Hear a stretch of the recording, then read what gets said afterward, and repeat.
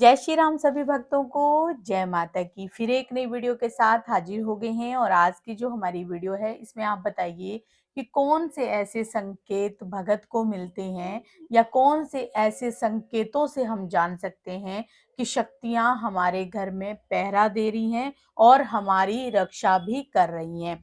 आज की वीडियो इसी विषय पे होने वाली है। हमारे साथ अंत तक बने रहिए, तभी आपको सारी वीडियो समझ में आती है। और जो है, अगर आप हमारे साथ गुरुजी से मेहंदीपुर बालाजी में मिलना चाहते हैं तो 24 फरवरी को गुरुजी बालाजी में ही मिलेंगे।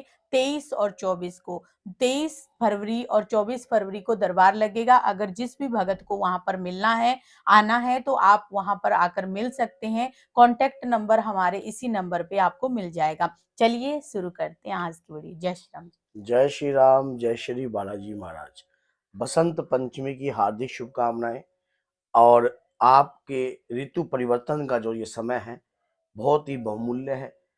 कहा जाता है कि इस समय पर अगर अपने इष्ट आपके आराध्य की पूजा की जाती है तो उसका कई गुना फल जो है हमें प्राप्त होता है।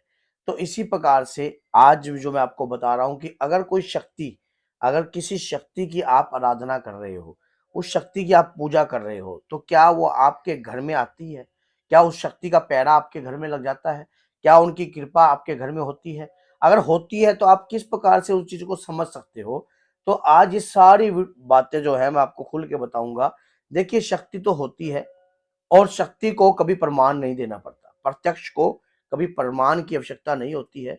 हम जिस इष्ट की आराधना करते हैं, उनकी पूजा करते हैं, उनका जाप करते हैं, उनके नाम का सिमरन करते हैं, उस शक्ति की आराधना तो हमें प्राप्त होती ही होती है। हाँ, ये जरूर हो सकता है कि उसको समझने में हमें समय लग सकता है। जैसे समझने में समय कितना लग सकता है, ये जानना बहुत जरूरी है। मान लीजिए आप अपने इष्ट की आराधना करते हो और करते करते आपको काफी लंबा समय हो गया, तो उस शक्ति की कृपा आपके ऊपर आ गई है। सिर्फ आपको ये पता नहीं लग रहा है कि वो शक्ति की कृपा आपको कहाँ है और किस प्रकार से। क्या वो हमारे घर पे पहरा दे रही है, हमारी रक्षा कर रही है? ऐसा होता है कि जैसे कई बार हम एक्सीडेंट से बच जाते हैं या कोई बुरा कार्य हमारे साथ होने वाला होता है तो हमें कुछ अनुभव पहले होने लगते हैं। तो ये शक्ति के पहरे की ही इंडिकेटर है। जैसे अगर आपके साथ कुछ गलत होने वाला है, कोई गलत कार्य, अगर कोई व्यक्ति आपके साथ कोई गलत करने की सोच रहा है, तो शक्ति आपको इंडिकेटर देती है, आपको इशारा देती है कि ये व्यक्ति ठीक नहीं है और ये रास्ता ठीक नहीं है। कहीं ना कहीं से आपको महसूस होता है। अंतर की आवाज, आपके अंतर में आवाज उत्पन्न होती है, वो अपने आप ही उत्पन्न होती है। उस आवाज को ना तो आप तैयार करते, ना आप किसी को वो करते, वो शक्ति के इंडिकेटर के माध्यम से ही आपको प्राप्त होती है। पहला तो ये सबसे बड़ा इंडिकेटर है। जब आपको किसी कार्य में बुराई नजर आने लग जाए, अपने आप ही आप अपने घर में पूजा कर रहे हो, याचना करते हो, भगवान का सिमरन करते हो, रोज उनके तिलक लगाते हो, उनके नाम की पूजा करते हो, और उसके बावजूद आपको अपने अंतर मन से आवाज उठती है ये कार्य गलत है, ये अंदर से आवाज अपने आप होती है। वो तीसरी आवाज किसकी है? वो आपकी शक्ति की है। वो उसका पैरा आपके शरीर पर है, आपके घर पर है। पहला इंडिकेटर सबसे बड़ा।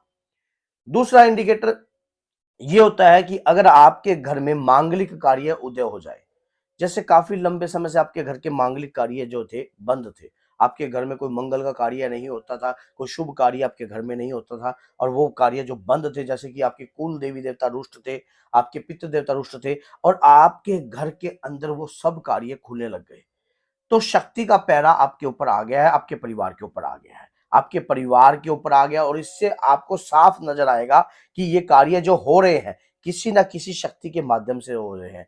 आप हनुमान जी की भक्ति करते हो, वो भक्ति व्यर्थ नहीं जा सकती, क्योंकि वो भक्ति में इतनी अपार शक्ति है। जब वो शक्ति की आराधना आप करते हो, उसकी कृपा आपके साथ चलने लग जाती है और उनका पैरा आपके घर में हो जाता है। फिर उसके बाद क्या होता है? स्वप्न में अपने इष्ट के बार बार दर्शन होना। जैसे कि हमने एक क्वेश्चन पूछा था अभी कि क्या आपको गुप्त नवरात्रि के दौरान आपके इष्ट के दर्शन हुए हैं, तो जिसमें से कई लोगों के 27% लोगों के यस आए, बाकियों कईयों के 51 के ना आए। तो क्यों? और कईयों के कई कभी कभी होते हैं।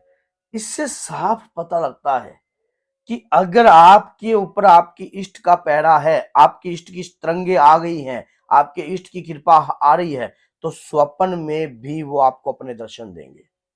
स्वप्न में भी आपके ऊपर वो कृपा जो है प्रत्यक्ष रूप में आपको महसूस होगी। और कई बार ऐसे भक्तों के साथ मेरे पास जब भक्तों के व्यूज आते हैं तो वो खुद बोलते हैं कि गुरुजी हमें ऐसा महसूस होता है जब मैं पूजा करता हूँ कि मैं धरती से 2 फुट ऊपर बैठा हूँ, मेरे नीचे धरती ही नहीं है। और पूजा करते करते करते करते करते पता नहीं कौन सी दुनिया में चला जाता हूँ, उस दुनिया का मुझे पता ही नहीं है। तो इस प्रकार से अनुभव जब लोगों के आते हैं, ऐसे लोगों के अनुभव आते हैं, प्रैक्टिकल वो मेरे को बताते हैं, तो ये अनुभव सच्चे हैं, क्योंकि उनकी आत्मा का मिलन हो चुका है शक्ति के द्वारा। जिस इष्ट की वो आराधना करते हैं, जिस इष्ट की वो पूजा करते हैं, उनके नाम का वो सिमरन कर रहे हैं, तो वो करना वही सरकार, वो शक्ति जो है उनके ऊपर कृपा बना रही है। और वो कृपा सिर्फ समझने की आवश्यकता है।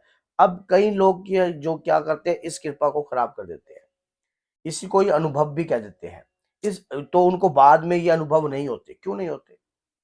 इसलिए नहीं होते क्योंकि वो इस अनुभवों को लगातार बहुत सारे लोगों के साथ बताते हैं, और तो अनुभव आपके जो है आपको फिर वो होते नहीं है, वो अनुभव आप समझ नहीं बंद पाते, हो जाते। क्योंकि आपको ज्ञान अर्जित करना है तो अपने आप को शून्य करना पड़ेगा।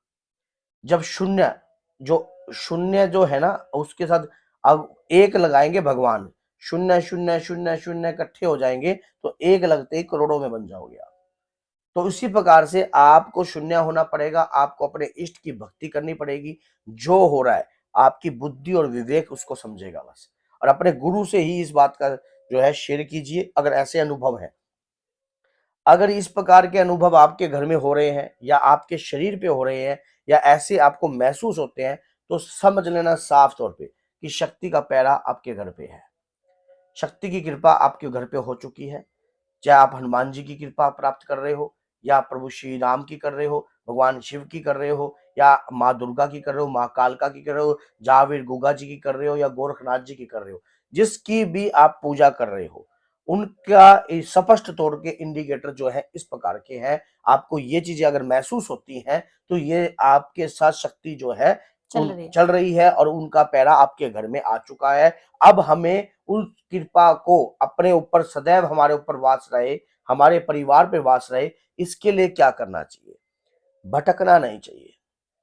आप जो इंडिकेटर आपको महसूस हो गए हैं, अगर वीडियो में अगर आपके साथ हो रहे हैं, और तो उस समय आपको अपनी पूजा को उसी प्रकार से जैसे रेगुलर कर रहे हो आप करते रहना चाहिए। क्योंकि कई बार व्यक्ति सोचता है अब तो मुझे कृपा प्राप्त हो चुकी है, अब तो मैं मानो वो हो चुका हूं कि मेरे ऊपर अब कोई दिक्कत नहीं होगी। दिक्कत का क्या भरोसा कब किसके ऊपर आ जाए, दिक्कत का क्या भरोसा कब किसके ऊपर प्रभाव डाल दे। तो ये चीजें तो किसी ना किसी के ऊपर तुरंत वार कर देती है और तुरंत प्रयास कर देती है। तो इसमें घबराने की आवश्यकता नहीं होती, डरने की आवश्यकता नहीं होती।